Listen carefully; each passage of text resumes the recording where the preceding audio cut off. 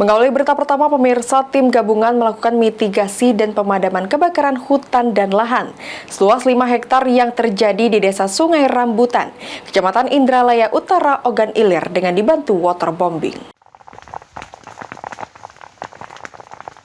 Lokasi kebakaran hutan dan lahan yang berbatasan dengan Desa Soak Batok mencakup area seluas 5 hektar. Hingga saat ini belum diketahui dari mana sumber api penyebab terbakarnya lahan tersebut. Sementara itu kondisi lahan yang terbakar sulit dijangkau dengan kendaraan roda 4 dan tim gabungan harus berjalan kaki cukup jauh untuk mencapai titik api. Proses pemadaman dilakukan secara manual dengan menggunakan mesin pompa jinjing milik BPBD, Manggala Agni, dan Satgas Kebakaran Hutan dan Lahan Polsek Indralaya, serta dibantu 2 unit waterbombing yang melakukan pemadaman dari atas. Personil 135 personil tersebar di beberapa wilayah kecamatan, 16 kecamatan, dan juga di posko induk.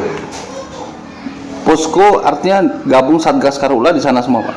Kita sudah mendirikan posko itu sebanyak 3 posko yaitu di posko induk, kemudian ada posko di exit tol Indralaya, kemudian ada posko di Kecamatan Tanjung Raja. Di samping itu kita di backup juga oleh BKO Polda, di posko di Polsek Indralaya dan posko di Pegayut, kemudian juga ada posko di Polsek Tanjung Batu.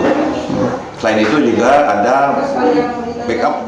Dalam pemadaman ini melibatkan personil gabungan yakni 20 personil Polri, 2 personil TNI, 18 anggota BPBD, 12 anggota Manggala Agni, serta dibantu oleh warga setempat. Api berhasil dipadamkan berkat kerjasama tim gabungan dibantu waterbombing serta adanya hujan yang mengguyur di kawasan tersebut. Ahmad Romawi, PAL TV.